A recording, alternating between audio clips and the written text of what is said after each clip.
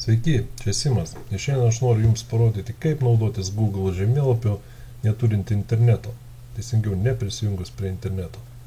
Jeigu keliaujate į vietą, kur interneto ryšys lėtas, mobiliojo ryšio duomenys brangus arba negalite prisijungti prie interneto, galite išsaugoti Google žemėlapius ryti telefone arba planšetinėme kompiuteryje ir naudoti ją neprisijungę. Kaip tą padaryti? Perėsim prie programėlės žemėlapiai. Susirandat savo telefone programėlę žemėlapiai.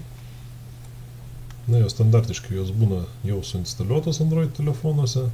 Tai su operacinė sistema. Užeinam į žemėlapiai.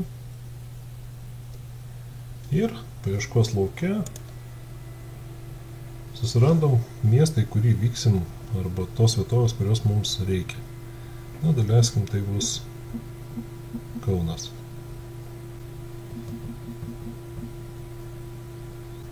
Štai, matom žemėlapį Kaunas. Užtenka mums tik tai paspausti žemiau, kur yra va šitas užrašas Kaunas. Ir matysime išsaugoti, bendrinti, atsiųsti. Spaudžiam atsiųsti.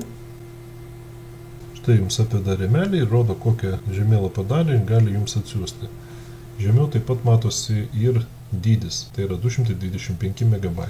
Jūs galite su pirštais dar pastumdyti ir, sakysim, sumažinti plotą. Daleiskim, jums nereikia tokio dydžio, jums reikia tik tai kažkokios tai Kauno dalies. Jūs galite ją paprasčiausiai išsididinti žemėlapį pirštų pagalba, uždėt 2 pirštus ir tampydami į šonus ar aukštyn žemyn, kaip jūs padeda tos pirštus, žemėlapis arba didėja, arba mažėja. Jeigu suglaudžiat mažėja, jeigu išskaičiat pirštus didėja. Gal šią funkciją žinot. Kaip matot, skaičius pasikeitė 175 MB. Ir spaudžiat atsiųsti. Galite užvadinti šitą atsiųstą žemėlapio pavadinimą kažkokį. Šiuo metu aš rašau Kaunas. Ir spaudžiam išsaugoti. Štai jau siunčiasi mūsų žemėlapis. Štai atkeliavo mūsų žemėlapis, pilnai užsikrovė. Ir mes galim užeiti ir atjungti Wi-Fi, taip pat, kad jūs įsitikintumėt, ir mobilus duomenys taip pat yra atjungti.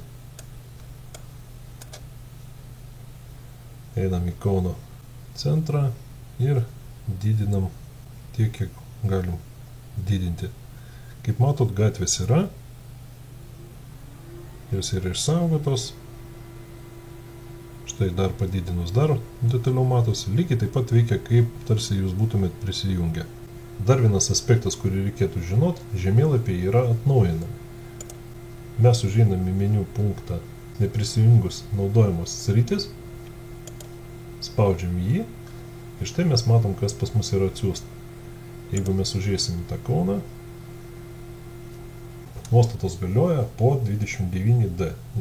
Nuostatos galioja po 29 dienų, 28 MB. Gal vertimas ir toks kreivokas, bet čia galim ištrinti ir taip pat atnaujinti. Taip pat galite nusistatyti prieš tai išvykstant maršrutą, kuriuo jūs vyksit. Maršrutas ir navigacija puikiai veiks ir galėsit sėkmingai naudotis. Jeigu patiko video, spauskit like, prenumeruokit kanalą ir iki kito susitikimo.